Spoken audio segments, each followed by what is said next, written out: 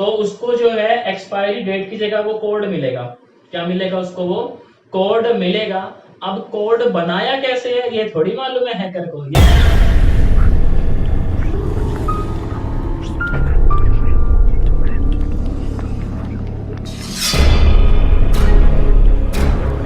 नमस्कार दोस्तों, मैं दिनेश शर्मा आप सभी का स्वागत कर रहा हूँ। आप देख रहे हैं साइबर वाला। तो आज का अपना टॉपिक रहने वाला है, देखो वॉलमार्ट की केस स्टडी सीखेंगे, मतलब समझेंगे कि वॉलमार्ट में डेटा ब्रीच हुआ था, कैसे डेटा ब्रीच हुआ, किसने करा, क्या टैक्टिक्स अपनाए गए थे। बात समझ रहे हैं आप लोग? तो देखो इसको स्टार्ट करते हैं फिर अपना। तो कहते हैं इन 2006 की बात है ये।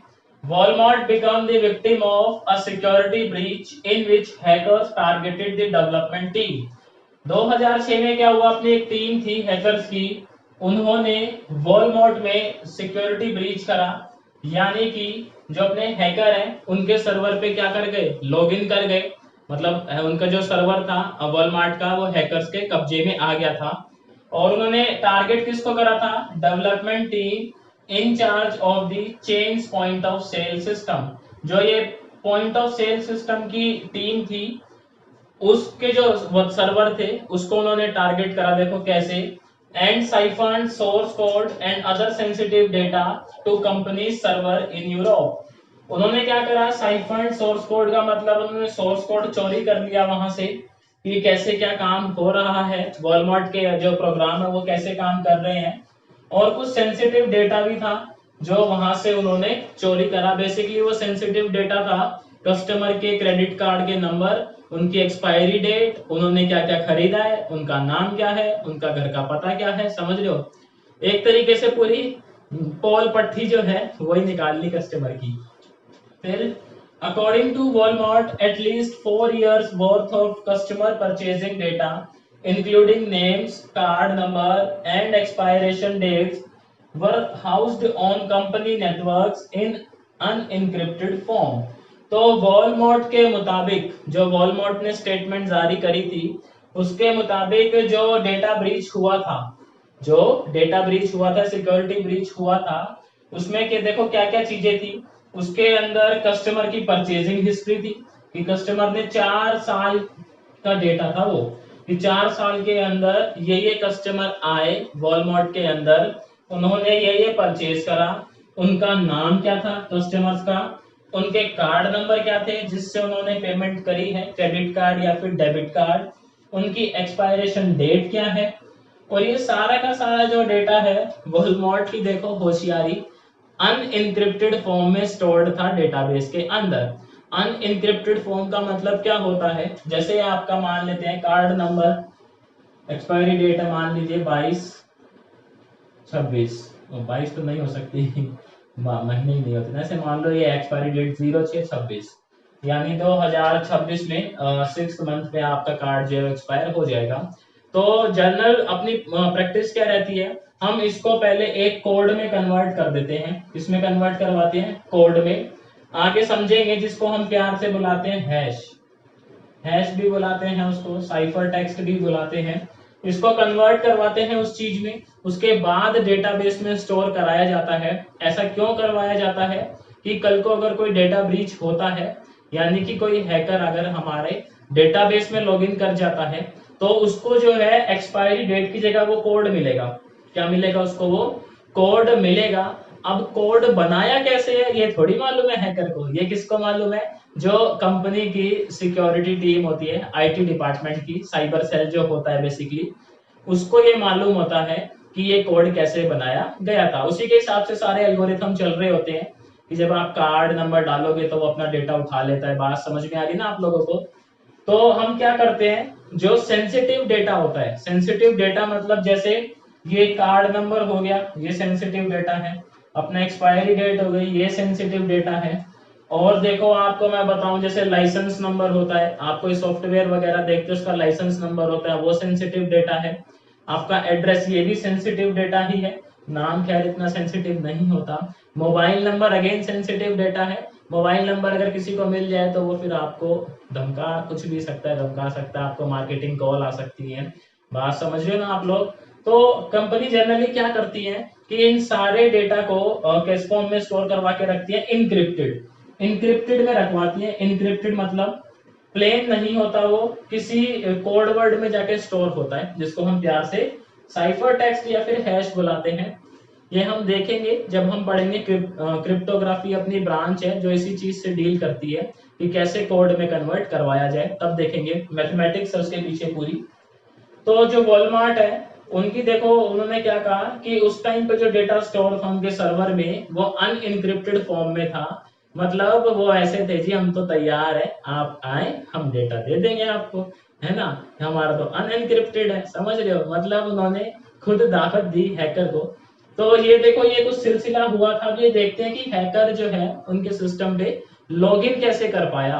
ये भी वहां से भी देखो हम देखेंगे और हमें एक सीखने को मिलेगी चीज। जो अपने कंपनी रन करते हैं, जो आईटी सेल वाले बंदे हैं, उनको एक चीज सीखने को मिलेगी वहां से भी। तो एक बार उसे और देखते हैं। आगे देखो क्या कहता है, investigators found that the tool had been installed remotely by someone using a generic network administrator account.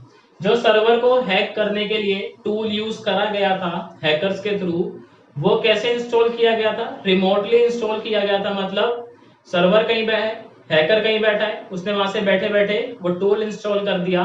किसके अंदर, सर्वर के अंदर। अब ध्यान देने वाली बात ये है यहाँ पे कि वो सर्वर के अंदर टूल इंस्टॉल कैसे कर पाया। बताओ भाई, ये बात है ना सोचने वाली कि वो घर बैठे बैठे उसने सर्वर के अंदर टूल इंस्टॉल करा है। तो वो टूल कैसे इंस्टॉल कर पाया, इसका मतलब पहले उसने लॉगिन करा होगा सर्वर पे। अच्छा, लॉगिन करा होगा इसका मतलब उसके पास कहीं से यूजर नेम, आईडी और क्या आया होगा, बोलो, पासवर्ड आया होगा। अब बात ये उठती है कि वो यूजर नेम, आईडी और पासवर्ड मिला कहाँ से। और वो ये बात कह भी रहे हैं कि एडमिनिस्ट्रेटर अकाउंट से उसने टूल इंस्टॉल करा है। मतलब छोटा मोटा अकाउंट भी हाथ नहीं लगाया उसके। अकाउंट कौन सा था उसके पास, एडमिनिस्ट्रेटर अकाउंट। और आप ये बात जानते हो, एडमिनिस्ट्रेटर अकाउंट के पास सारे राइट होते हैं। मतलब वो एडिट, मॉडिफाई, डिलीट, न्यू सब चीज कर सकता है, रीड, राइट, सारे ऑपरेशन उसके लिए अलाउड होते हैं। आगे चलते देखो कहता है the intruder had reach the machine through a VPN account. अच्छा, आप लोग वीपीएन अकाउंट जानते हो क्या होता है। वीपीएन क्या होता है, मान लो अपने पास दो है, एक कंप्यूटर बी है। ए को जो है ना बी से बात करनी है। एक तरीका तो ये है कि वो इंटरनेट का यूज करे। अब उसमें क्या है, जैसे मान लो ऐसा ही है कि मैं कमरे में खड़ा हूं और मैं आपसे बात कर रहा हूं, कमरे में और भी लोग खड़े हैं। तो बात क्या है, वो सब लोग सुन सकते हैं। एक पॉसिबिलिटी है वहां पे कि मैं आपको जो बात बता रहा हूँ हो सकता है कुछ जरूरी हो और सारे लोग सुन ले, तो दिक्कत आ जाएगी। तो वीपीएन क्या करता है, इन दोनों के बीच में टनल बना देता है, जिसको हम बोलते हैं वर्चुअल प्राइवेट नेटवर्क। क्या बना देता है इन दोनों के बीच में, टनल। वैसा नहीं करते हम, ऐसे कान में जाके बताते मेरी बात सुन। तो वो वीपीएन हो गया एक तरीके से कि सिर्फ वही बंदा सुन पाए और आसपास का कोई ना सुन पाए। तो उसने क्या करा, वीपीएन अकाउंट से लॉगिन करा। देखो खिलाड़ी देखो कितना तगड़ा है। अब वीपीएन अकाउंट कहां से आया, assigned to a former Walmart worker in Canada which administrators had failed to close after the worker left the company. तो वो क्या कह रहा है, जो वीपीएन अकाउंट उसे मिला था वो किसका था, एक बंदे का था जो वॉलमार्ट में काम करता था। कौन सी कंट्री के अंदर, कनाडा के अंदर। लेकिन कुछ रीजंस की वजह से उसने कंपनी जो है वो छोड़ दी थी। कंपनी छोड़ने के बाद जो एडमिनिस्ट्रेटर होते हैं उनका दायित्व क्या बनता है कि जो बंदा यहाँ से चला गया है उसके अकाउंट को क्या कर दिया जाए, क्लोज कर दिया जाए। लेकिन वहां के जो एडमिनिस्ट्रेटर थे वो बहुत ही आलसी किस्म के थे, या बोलो वो भूल गए कि वो जो अकाउंट को क्लोज करना भूल गए। मतलब उसका अकाउंट जो है वो क्लोज नहीं किया गया। इसका मतलब अकाउंट ओपन है, अब उस पे बंदा तो लॉगिन कर नहीं रहा। तो उसका फायदा किसने उठाया, अपने हैकर चाचा ने उठा दिया। ये हैकर ने जो है वो अकाउंट यूज करा, लॉगिन करा, सर्वर पे पहुंचा और सर्वर पे क्या इंस्टॉल कर दिया, टूल इंस्टॉल कर दिया। The day the server crashed, the intruder had been connected to Walmart network for about 7 hours. जिस दिन उनका सर्वर क्रैश हुआ Walmart का, उस दिन ये पाया गया कि जो हैकर था वो उसके नेटवर्क से यानी Walmart के नेटवर्क पे 7 घंटे तक बैठा रहा। मतलब 7 घंटे तक वो डेटा इधर उधर करता रहा। बात समझ रहे हो। तो आप अंदाजा लगा सकते हो जब उसको 7 घंटे लग गए तो डेटा कितना हैवी होगा या कितना ज्यादा डेटा होगा। सबका सब गया, कस्टमर की डिटेल गई पानी में, है ना। उसके बाद वो हैकर क्या करेगा, बेचेगा उसको, उसका मिसयूज करेगा। भाई कुछ भी कर सकता है, कार्ड नंबर, एक्सपायरी डेट है, नाम है, पता है, सब है अगले के पास।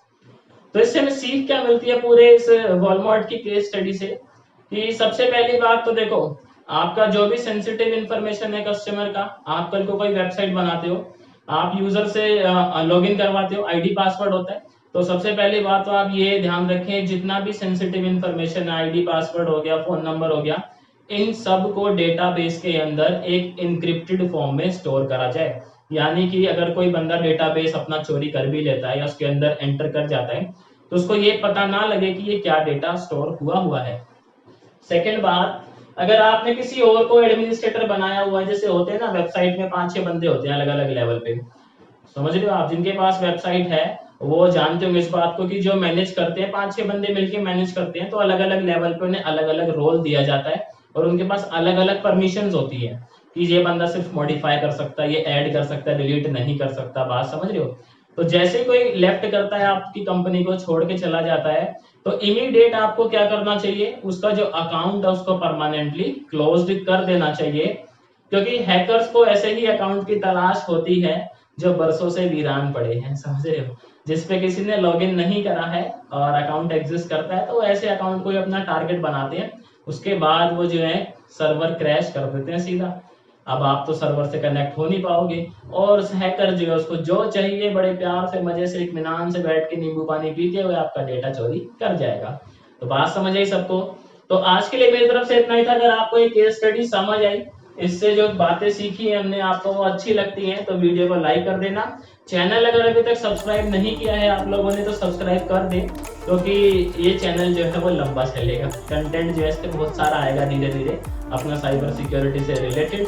और बेल आइकन को जरूर प्रेस कर दे ताकि आपको मालूम चल जाए जैसे ही मैं वीडियो अपलोड करता हूँ, आपको नोटिफिकेशन मिल जाए। तो फिर मैं मिलता हूँ आपसे नई वीडियो में एक नए टॉपिक के साथ।